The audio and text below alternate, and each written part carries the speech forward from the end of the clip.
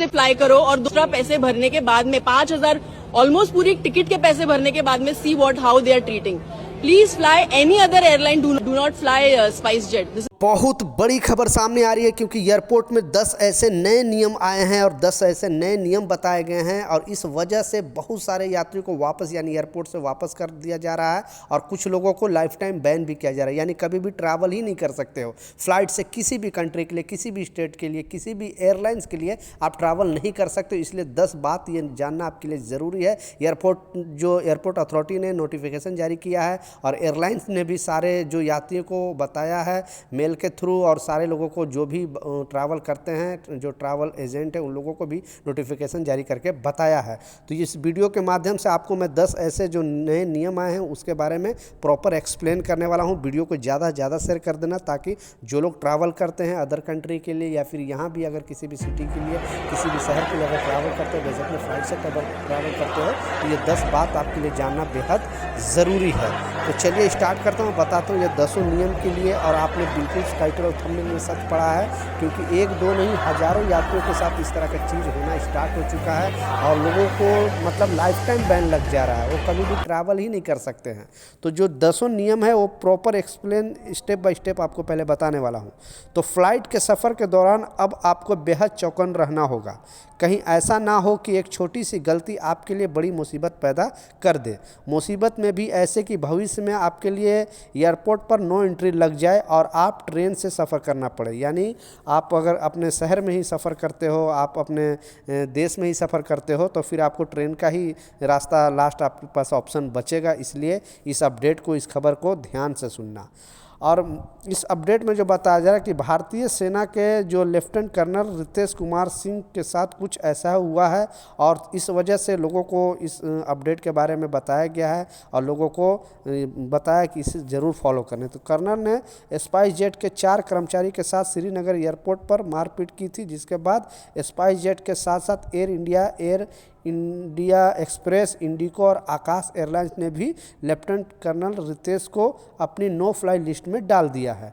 यानी जो एक घटना घटा था एयरपोर्ट पर और वो सेना के जवान थे, उन्होंने इस तरह का हरकत किया था, इस वजह से उनको एक एयरलाइंस के साथ इस घटना में इन्होंने एक एयरलाइंस के जो क्रू मेंबर हैं उनके साथ मारपीट किया था, लेकिन बाकी के जितने एयरलाइंस हैं सब ने इनको बैन कर दिया. यानी ये कभी ट्रैवल ही नहीं कर सकते हैं. तो यह आपको बता दें कि मारपीट ही नहीं बल्कि कई दूसरे हरकत भी है जिसके वजह से आपको अंदरूनी पैसेंजर बताकर फ्लाई लिस्ट में, नो फ्लाई लिस्ट में डाल दिया जा सकता है. 2020 में अब तक की बात करें तो DDSCA के तहत करीब 380 अनरूली पैसेंजर का नाम नो फ्लाई लिस्ट में डाला गया, जिनसे अधिकांश पर 3 महीने से 2 साल तक का प्रतिबंध लगा है, लेकिन गंभीर मामले में 5 साल तक की सज़ा भी दी गई है. एविएशन सिक्योरिटी एक्सपर्ट के अनुसार कोविड के बाद फ्लाइट में हंगामा करने के मामले में तेज़ी बढ़ी है. 2023 में तो रिकॉर्ड 110 यात्रियों को नो फ्लाई लिस्ट में डालना पड़ा था. इसके खिलाफ नशे में धुत होकर उत्पाद क्रू मेंबर को धमकाना, सीट बेल्ट ना बांधना और क्रू जो धूम्रपान करने का आरोप है उन पर. तो इसमें जो बताया जा रहा सज़ा और क्या क्या सज़ा है, किस कैटेगरी के लिए सज़ा, वो भी आपको स्टेप बाय स्टेप बताने वाला हूँ. पहला जो इसमें बताया जा रहा है कि यात्री को सबसे पहले जो ध्यान देना है और सारे लोगों को ये चीज़ ध्यान देना है क्योंकि कुछ यात्री के साथ इस तरह का घटना बार बार घट रहा है. तो पहला इस अपडेट में बताया जा रहा है कि घरेलू उड़ान के लिए कम से कम 2 घंटे और इंटरनेशनल उड़ान के लिए कम से कम 3 घंटे पहले आपको एयरपोर्ट में पहुंचना पड़ेगा. ये पहला चीज़ है. दूसरा इसमें बताया जा रहा है कि पहचान पत्र, टिकट और पासपोर्ट जैसे ज़रूरी दस्तावेज साथ ना रखना या उसके एक्सपायर होना. मतलब ये जो चीज़ है, अगर आपके पास जो भी पहचान पत्र है, जो पासपोर्ट है अगर नहीं है और या उसमें एक्सपायरी डेट है, तब इस चीज़ में भी आपको ट्रैवल नहीं करने दिया जाएगा, आपको एयरपोर्ट के बाहर ही रोक दिया जाएगा.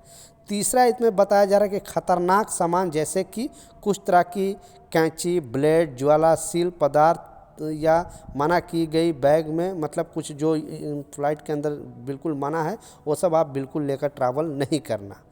चौथा इसमें बताया जा रहा है कि हैंड बैग या चेकिंग बैग में ओवर वेट या बहुत बड़ा सामान होना, यानी आप जो भी टिकट में मेंशन है आपका सामान जितना वेट मेंशन है उतना ही आप लेकर ट्रैवल करें, उससे ज़्यादा लेकर ट्रैवल करोगे या कुछ ऐसा सामान जो बहुत बड़ा है आप फ्लाइट में उसे मना किया गया है तो आप लेकर ट्रैवल नहीं करना। ये सारी चीज़ लोगों को बताया गया है।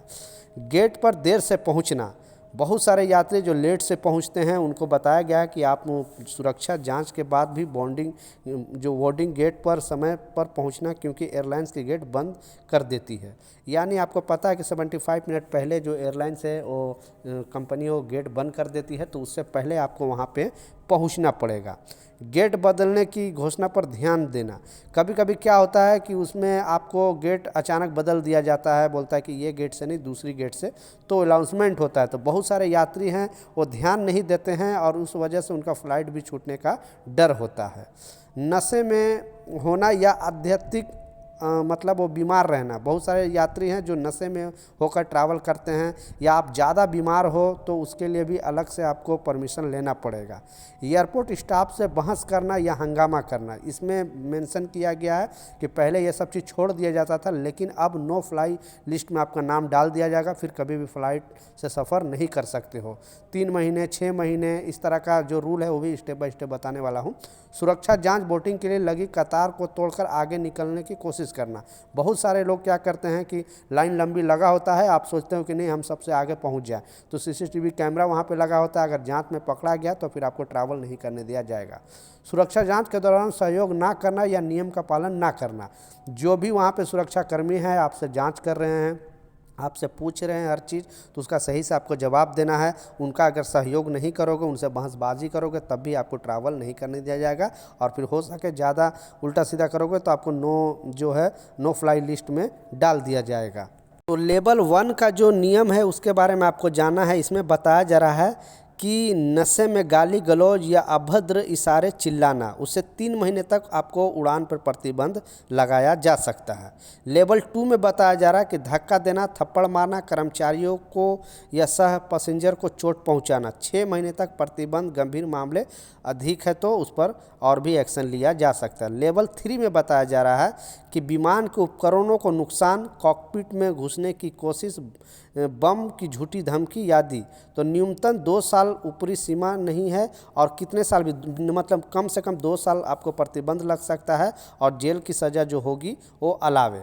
तो नागरिक उड्डयन मंत्रालय ने एक वरिष्ठ अधिकारी के नाम छापने की शर्त को बताया कि एक ट्रैवल पैसेंजर के लिए प्रोविज विशेष अधिकार है कि ना राइट अधिकार नहीं है। उन्होंने कहा कि जो लोग क्रू या पैसेंजर की सुरक्षा के साथ खिलवाड़ करते हैं उनके खिलाफ सख्त ज़रूरी है कि कानून का जो है वो करें, और उनके साथ बड़ी से बड़ी सज़ा उनको मिलनी चाहिए। तो अब पूरी तरह से ये चीज़ बदल गई है पहले के मुकाबले, और नो फ्लाई लिस्ट में नाम आने के बाद पैसेंजर के पास अपील का पूरा अधिकार है। DDSC के नियम के अनुसार 60 दिन के अंदर सिविल एजुकेशन मिनिस्टर द्वारा गठित जो समिति है उनके वहाँ पे जाकर आप अपील कर सकते हो कि हमारा गलती नहीं है, ताकि आपका भी वहाँ पे, क्योंकि सारे लोगों को सेम अधिकार है और सारे लोग अपील कर सकते हो। तो आपको नो फ्लाई लिस्ट में अगर रखा जाएगा तो अपील कर सकते हो। अब इसमें जो डेटा दिया है कि 2020 से है, 2020 में 10 पैसेंजर के साथ ऐसा नो लिस्ट में रखा गया है, यानी वो फ्लाई नहीं कर सकते। 2021 में 66 है,